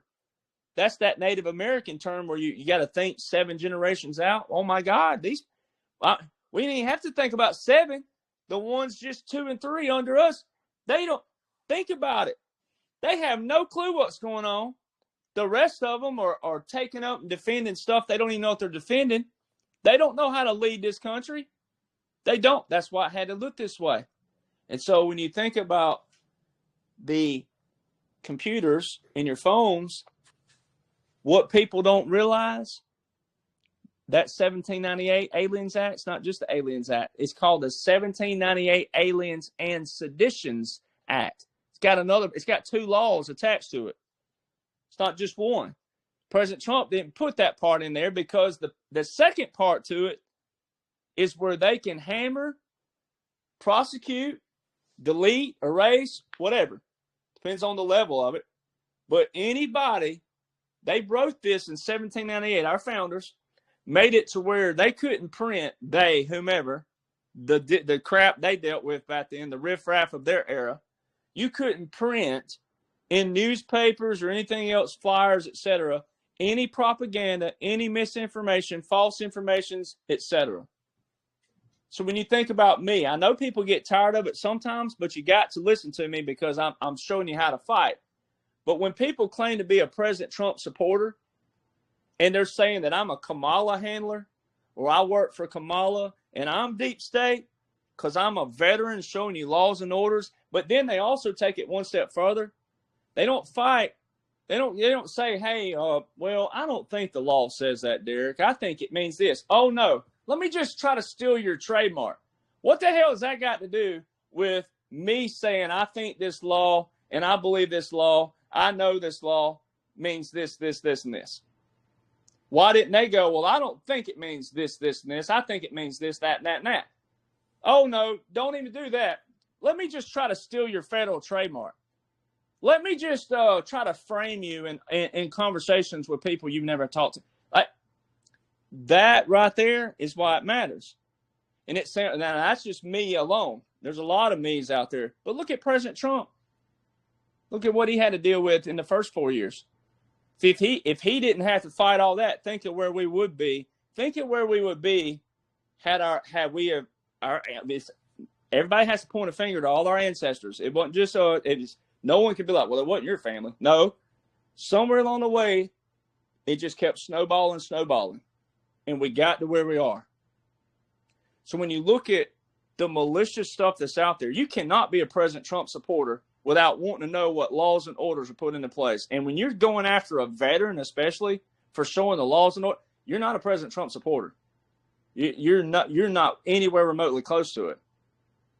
So you're either ignorant and or deep state. You're both. You're either one. And so when you look at this stuff that President Trump, he mentioned this at the March 4th, whatever you want to call that, State of the Union, Address to Congress, whatever you want to call it, doesn't matter. He had Melania sitting there with two young girls. The girl on the right looking at the screen was the one that the key that ties into this. He was talking about how some of her photos had been taken and malicious, vicious stuff put on them and spread all over the internet. Luckily, that girl had a good mind of her own and also probably friend base and family base that kept her mental health there. She didn't hurt herself, but look at all the children and different people cyberbullying that's read things on the internet that someone took a photo of theirs or did something and sent it out into the internet world, and it went viral, and boom, they killed themselves or something. That's the worst case scenario. President Trump said, I'm signing that into law, and I'm going to use it myself. Well, he's talking about people that hold up severed heads. He's talking about all this stuff. But he's also talking about people who spread misinformation, false information. That's why he hammered this guy who wrote this book that a certain person let into the White House way back. Now that he's got two books, he's hammering him, going, don't read this book. It's all false. It's full of crap, right? So when you think about it, they couldn't have walked right in and go, we're going to abolish this and this. We're taking this away. And they can't just start whacking accounts without having a lawful basis behind it. They have to have a lawful basis, because he would look like a dictator if, what's his face, I don't even want to give him a name, but one of those big liberals on X with 1 million or 2 million followers, if he were to log in tonight and his account's gone, they got to have a reason to say, hey, well, based on the stuff that you're giving, you're going against the laws and the orders. You're telling people this. There has to be a lawful basis. That's why everything had to be done lawfully with a due process of that law. Because if the whole point, and it is, to clean out the government, clean out the corruption, clean out this good old boy crap, then the side that's cleaning it out has to set that precedent as well. So that's also why it had to take time, because one little facet alone has, just like the election fraud. I mean, we're talking about all the indictments out there that we know about. I mean, I know an attorney, he can't tell you certain things, but he said, I stopped counting at 77,000. So yeah, they can see it. They have database. They have access to that. So when you think about just our young kids alone, just with the daily, not even politics or government or military, just they're talking between their friends. There would be pandemonium if they shut down some of these apps. So they had to do that very, very delicately. And so that 1798 is not just the Aliens Act and deportation. It also has a stem in it. When he invokes one side, it's going to vote both of them because they both were passed together. So see, that's why it pays another laws and orders, because there's a lot of platforms, they going to wake up and they are going to be gone.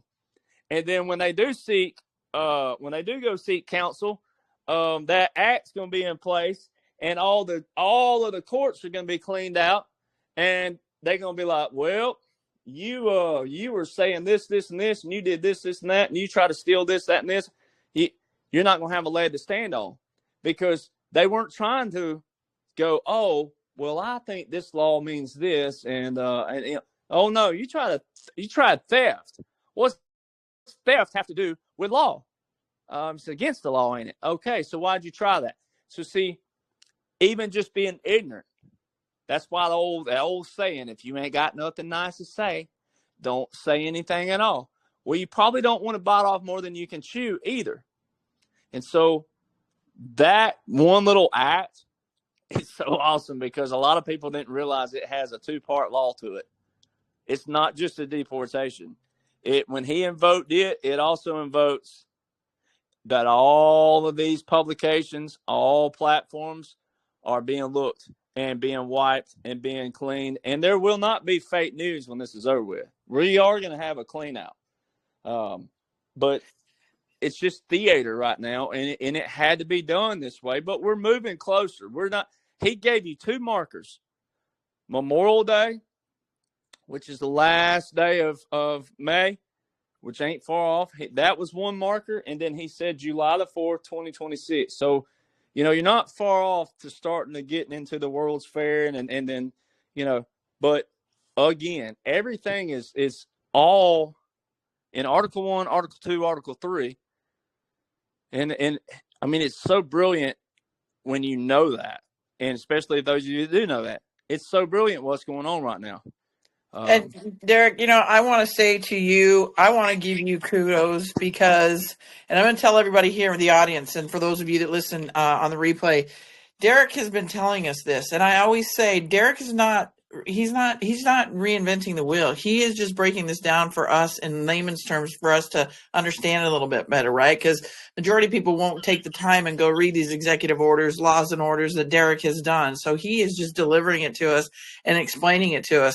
So for those people out there that have given Derek a hard time, it's pretty unfortunate, because what Derek has just said, and he has been saying, we're seeing it all unfold right now, everybody. So Derek legitimately has been giving us great information from the get-go.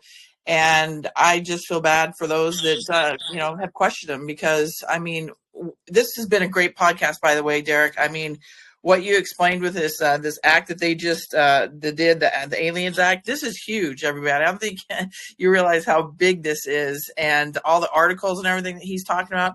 I mean, it's all exposure. And I tell you guys and the audiences, and I tell, people in X Spaces or groups I'm in, this is all exposure. And people just don't get that. But I want to give you kudos, Derek, and say thank you, because I'm honored to have you here on every 2 weeks, and you legitimately have really you've been saying it from get go, and you've been screaming from the rooftops. And I just want to tell you, thank you. I'm very proud of you. And I'm very happy that this is coming in full force, that people can see it. And then, you can get your validation. We're all going to get it at some point, but you certainly deserve it. So I want to say thank you. And I just think it's awesome. I'm just have a big smile in the background going, Derek has been saying this the entire time, and you've just gotten shit for it. So, let me put a cherry on top then real quick. Go for it. You made me think of one more thing. You did it. So you did it. Blame yourself. But no, Tom Homan proved today in an article that you're in wartime presidential emergency action document, continuity government, et cetera, military operation. He proved it when he said, and he told you at CPAC, I don't give a, what you think about me. He said, I don't care if there's a million hit pieces tomorrow, let them talk.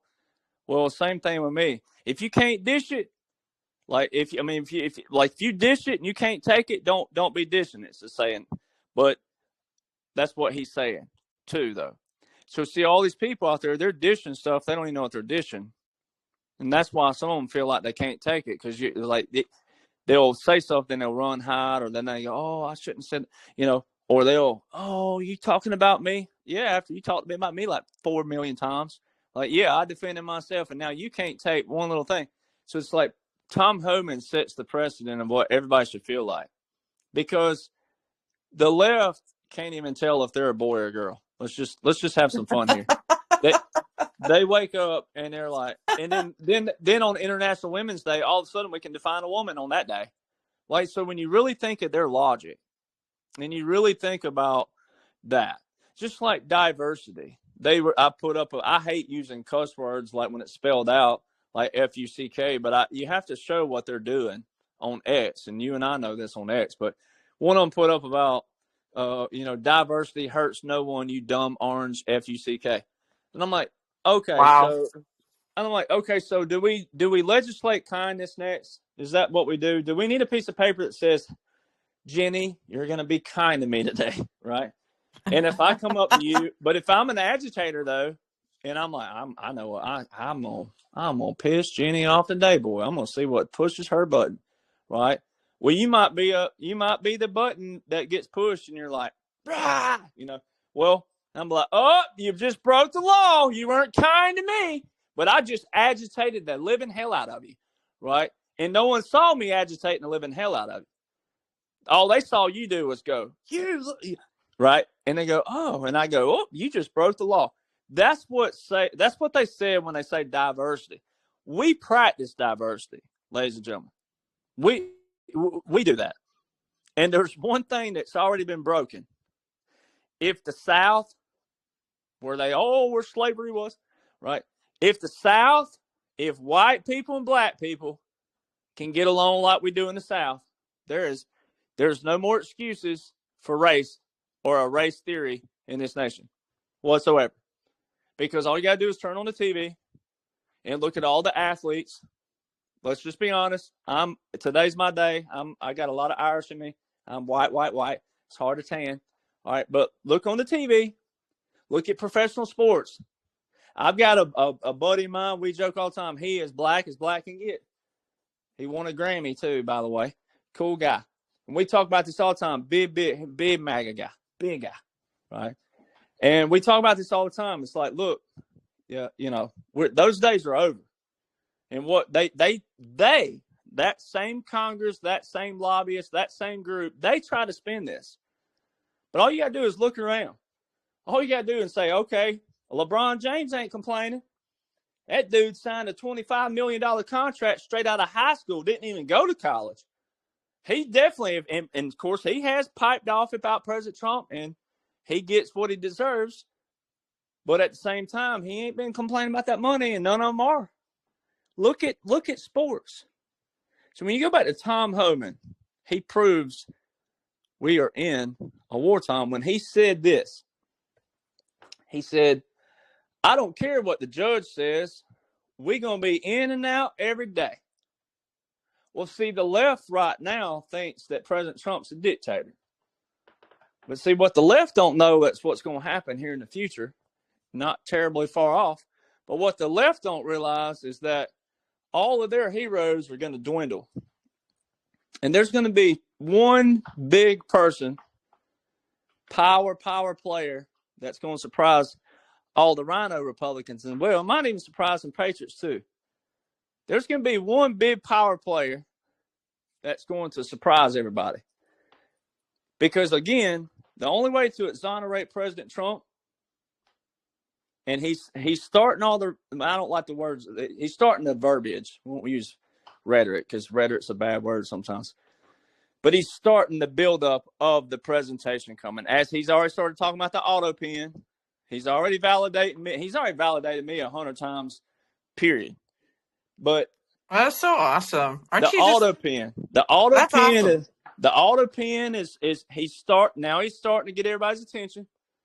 Now he's going to start getting that. They're going to start getting everybody's build up around. They're getting focused on that. And then he's also getting people focused on other things.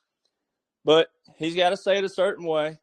Just like today asked him, the reporter asking a wartime president, have you heard of what's in the JFK files or read them? Get out of here. So what proves the wartime and what they're building people up for is when Tom Homan said that, well, if you think about the left, how would you exonerate President Trump? You'd have to have a key world figure that had everybody at the palm of their hands under God. And I'm not being sacrilegious, but you'd have to have someone like Obama. That even the Rhinos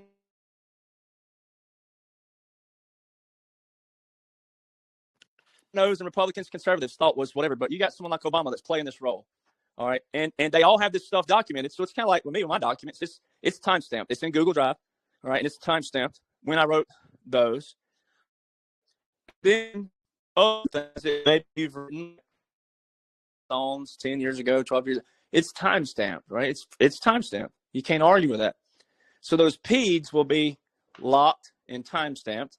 But it wouldn't just be Republicans, conservatives. It's going to be a lot of names in those PEDs and all these people that's going to exonerate President Trump on the other side. And the left ain't going, it won't even be left and right anymore. It'll just be, once again, truth will be brought back. Facts will be brought back by the words. I try not to use those words anymore. Yeah, they're diluted. But it's going to be that. With that article today proved that for this one reason. Those of you who are awake, you're awake. Those of you who were once Democrats or liberals or whatever, you saw the light. If there are any here, if there's any listening in the future, you came to the light. It has nothing to do with Republican, Democrat at the end of the day. It has nothing to do with that. This is a good versus evil, straight up out the gate. All right. And so when you think about the end goal, which is saving America, but saving the world, every nation is an independent nation of its own. Everybody went through a resetting of the currency. Everything has been everything. It's a clean out of the world, the global alliances, the fall of the cabal, right? So when you think of that and you know that, well, then if you believe that, you have to, because there's nothing that can stop it. You're watching that. And you're witnessing it. And every day that rolls out validation somehow, some way, it's leading to that grand finale and the unveiling of the history, which will account for that dash. But then the most sweetest part of it is the fact that if you believe in law and order and you believe in a foundation, you believe in that, Tom Homan saying we don't care about the judges. If there wasn't a PED, if there wasn't something documented with multiple world leaders, left and the right, then it would be a dictatorship. See, that's what solves everything for everybody. It would be a dictatorship, because telling the judges, which means from the bottom judge all the way to the Supreme Court, we don't care what you think, that would still be a part of the law unless they abolished it. But either way, it would still be a part of that. And so with him telling you that they don't care, and they're going to keep going back and forth. He's telling you, yes, there are PEDs in place because President Trump told you, I've signed 400 executive documents. There's only 130 on the Federal Register right now. Where are the others? So that alone tells you that this is so gigantic, so enormous. Multiple leaders, world leaders of all walks, races. So no liberal is going to be able to look at a Prime Minister Modi of India. You know, are you racist? You know, like you're not going to be able to do this to all these walks and cultures and all these nationalities and ethnicities when they all come together and say, we've all been in this, we're all part of it. You can already see it now, those of you who are awake. But they definitely won't have any options. They're going to be ostracized and alienate. They're going to alienate themselves because that's what President Trump and the military did to the corruption. See, they didn't tell on them. They didn't go, oh, you know what Jenny did at work this week? Oh, Jenny did this, you know, and I'm in there to the CEO or what. She did this, and this. Well, guess what that could be like? Promote me, not her, right? Versus letting Jenny fall on her own and letting God carry you where you're supposed to go. And if you're supposed to be in that spot and Jenny get caught, then okay. So see, the Republican, conservative, the patriots, the real fighters, they didn't tell on the liberals. They started enforcing all the laws, law enforcement, U.S. Marshals, armed forces, every different form of law enforcement, sheriffs, they're doing everything what they're doing. And then the clean out of the federal departments, et cetera, your three-letter agencies, all those entities have been, as they've been cleaned out. When you're a good person, it goes back to this, and everybody knows this, but when you're a good person from the beginning and you're consistent through it and your integrity is there, all the other around you, if the more good people are doing what they're supposed to be doing, it drowns out everything else, and it funnels the bad into a funnel, and it traps them. Yep. And we're seeing that, right? Trapped. And we're seeing that, everybody. We're seeing that a lot with the, Trump and what he's doing with all these, libtards, Democrats, and all demon rats, I call them. And we're even seeing it within the patriot community. We're seeing, a lot of these patriots be exposed for what they really are, right? The quote unquote patriot. So, that's why I say, everybody, you got to be careful who you're listening to and who you're following. But, we're in good hands here. We here at the Revival of America, we have some great guests. They're very consistent. Derek, I'm super proud of you. I am just, like I said, like this must be kind of invigorating for you because I know you've taken a lot of shit, but this is coming full circle for you, my friend, and for many of us, honestly. But I just want to say congratulations and, thank you for the fight that you put up for all of us because you've definitely been out there for sure, and you've put your neck on the line, as many of us have. But you've taken a lot of those things and arrows as well. So I want to congratulate you. Let me tell you what it feels like. My dad sent me a photo yesterday. So my dad and his first cousin did the buddy system together in 1961 in the Air Force. And the funny thing, and anybody who knows this knows the buddy system, you ain't a buddy for long because the only thing you buddy together is the basic training. After that, you get separated. And so he and his first cousin went in the Air Force together. And I get choked up thinking about it, but this is what my grandpa talked about too. My grandfather would look out the window, and he was known for a single teardrop. He could only do a single tear. And he would, every now and then I'd sit with him and he'd look out in the window and I'd ask him, what was the Army like long before I was 14, 15 years old? I was like, what was the Army like? And he'd talk every now and then, and he'd talk about World War II, and he'd have a single tear. He had buddies. He lied about his age at 17 to get in. He had buddies that lied about their age at 14 and got in. And think about where 17 and 14-year-olds are today versus then. Think about going to a 14-year-old, even if you could get away with it, and trying to get them to lie about their age to get in the military. Think about it. Think about the heart that took and the mindsets of those men. That's what I was raised by. My grandfathers. My other grandfather was a merchant marine, but that mindset.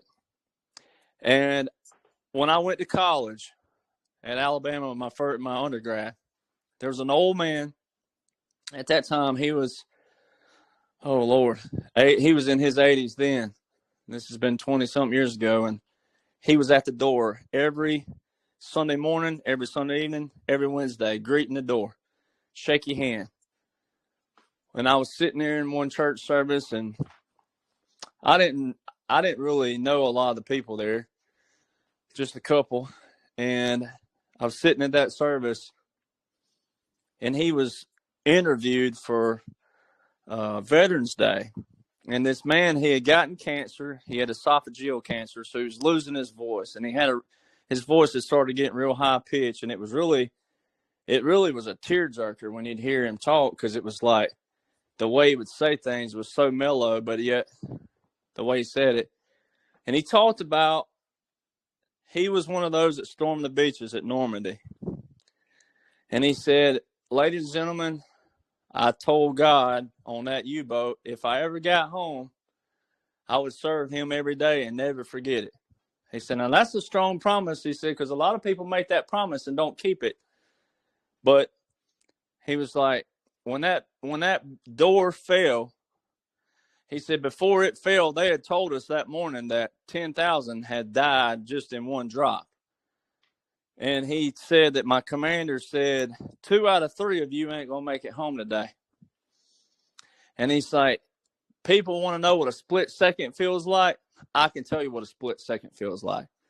He said, because in that split second, after hearing that and that big lump that hit my throat, all I could think about was I'm not going to ever set foot on the green grass of Texas again.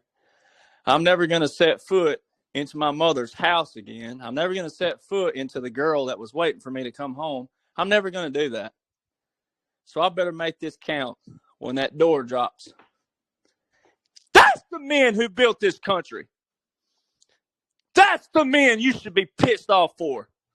That's what riles me up every day. So when people want to know why I fight for them. And see, I get emotional about it because I don't want to sit here and cry because, you know, the idiots out there, they'll take that and spin that. Because that's what all us veterans want to punch a wall for. That's why we get mad and angry, is because those men, the heart it took to lie about your age and go serve into that, they lied about their age to get into that. Right. And like the press secretary said today about the French, y'all better be happy, because y'all be speaking German if it weren't for the Americans showing up. If it weren't for the heart, like my grandfather and those men, that's what chokes me up. And every time I cannot watch it. Every time I see that on the screen, every time I see a U-boat, every time I see that, but all I can hear was that old man losing his voice at that church when I was 19 years old at the University of Alabama, Tuscaloosa, Alabama. 19, hearing that man say that I had to make it count. And he said, you couldn't even been a coward. He said, the bombs and the bullets were hitting the water. You couldn't even be a coward at Normandy. You couldn't even have held off in the water. Bombs were hitting the water. Bullets were hitting the water. That's the men who raised me. My dad, he was that early Vietnam vet. And so he sends me this photo yesterday, and I knew that my relative had done 107 rescue missions in Vietnam. But he sends this paperwork of the Distinguished Flying Cross. See, ladies and gentlemen, that's the stuff that makes me every day. And then how we got treated in COVID. But see, that whole month, me and my fight in COVID, though, was still going, you're desecrating every memorial grave in this nation who fought for you. Because every one of you are a product of that ideology. Every one of you are a product of that fight, of that tenacity, of that mindset. And no, not all veterans know all the laws and orders. There's no way. But they're good people, good hearts. And then when they do get told, "Hey, this is lawful. This is what's going on," that you talking about rallying together and coming together, and that camaraderie, it's always there. That's why veterans, we can be in the airport, never known each other, whatever. They see a ball cap, a patch, or something, go, "Hey, blah blah blah," it just like that. So Amen. people need to see that when you, I mean, just go to like Nashville, Tennessee. It's actually in Madison. There's one in California. There's one in South Dakota, Arlington. If you can't make it to Arlington, there are some memorial graves all over this country. But there's some like Madison, Tennessee, rolling hills. It looks just like Arlington. Go out there and look at all the boys. It was mainly boys back then, mainly males, ladies. Sorry, but go look at all those. Look at their ages. Look at them. Some of them they 18, 19 years old. Yeah, they didn't get to live their life. They didn't get to live their life. But they gave you yours. And that's why I fight for them. And I tell people, it don't matter that, some people, "Oh, you don't have a long DD-14. I'm like, it ain't over though. My oath ain't over. That's right. So, that's right. So I get. That's what riles me in my emotions, because I'll cry the right way, and that's what John Wayne said. Hey, you got to cry every now and then. It takes a man to cry. Amen to that. But well, you know, that's the stuff though that people need to get back to that emotion of in the pride of this nation, and the pride the right way, not the war part. We should never want the war, but if it comes down to it, we're gonna win it. It's like Toby Keith. We go. If it comes down to it, we gonna whoop your butt. But we don't want to. We don't want to have to go to war. But if Americans would get back to that passion and love, like those men love this nation, lying about their age at 14 years old, to go to war and probably not make it home, that takes a love like no other. Amen. Amen. That is for sure. And hopefully we get back to that, everybody. We need to get back to that. So I'm telling you, I get chill bumps. I get teary-eyed. Well, you're passionate. I love that about you, Derek. So I think that's a great way to end this, everybody. Pay attention to Derek. I've said it all along. That's why he's here on my show, because he gives truth. So, and all those naysayers out there, sorry that you guys didn't want to listen to him, but it's coming to fruition for Derek and a lot of us that he's been telling us right. So with that, Derek, we'll see you in 2 weeks if you're not on the road. Yeah, I only know what 2 weeks. 2 weeks is April, isn't it? Yeah. I mean, hell, if you want to come on here on a weekly basis, I mean, you are welcome to do that. I'm sure people would love that. But I know you're a busy guy. Yeah, I don't know. Let's see, April, May. Oh, I don't even have to. Yeah, it'll be. So May the 1st to 3rd, I'll be at Trump Doral with Laura Trump and Charlie Ward and that crew. So. Yeah, I was going to ask you about that. So, because I saw that you were going to go over there. So, what day is that? So it's May the 1st through the 3rd. Okay, so you're scheduled. Okay, so you're here. What's today? The 17th. You would be scheduled on the 31st to come back here. Do you want to reschedule that, or are you still going to be good to do that one? 31st. Yeah, the next day you'll be at over there at whatever Trump's place. Oh well, I'll be in Miami, so I mean. So you still want to do the show on the 31st? I have you scheduled right now, booked for the 31st. Yeah, I'll be able. Okay. I think I'll be able to do it. I mean, all right, Miami, cool. Yeah, you can give us an update. I'm Irish. Laying out on the beach don't do anything to me, so that's why you don't catch me at the beach much. So, it's just, it don't do anything for me. Every time I can lay out like a starfish and I'll look like a candy cane, and the sun hit the whole body, but I still look like a candy cane. I'm like, how does it do that? Like what? So. Yeah. Well, you can send it. Well, try to put on. Well, I won't even say sunscreen because we know sunscreen's not good for you. But stay out of the sun then over there.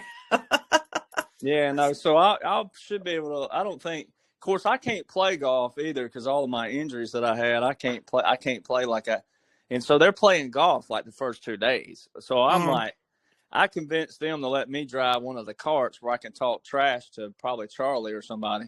Oh, there you go. But other than that, so I'm really not. I got my buddy who's in the room right now. I got a buddy. He's listening. He's going to be there with me. So there's no telling what.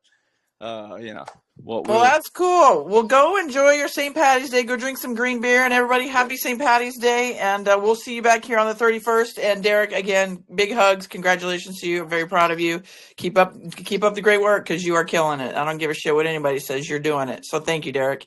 And with that, everybody, God bless you all. Have a great night. Derek will be back here in 2 weeks. We will have Captain Kyle, and we will have Dallas from PPN on Wednesday. So, and then, I'm going to be, traveling. So actually kind of in your neck of the woods, Derek. I'm actually going to Dallas. So, so we'll see you guys here on Wednesday. And Derek, take care. God bless you. We'll talk to you soon. And look at your text message. I sent you a text message, FYI.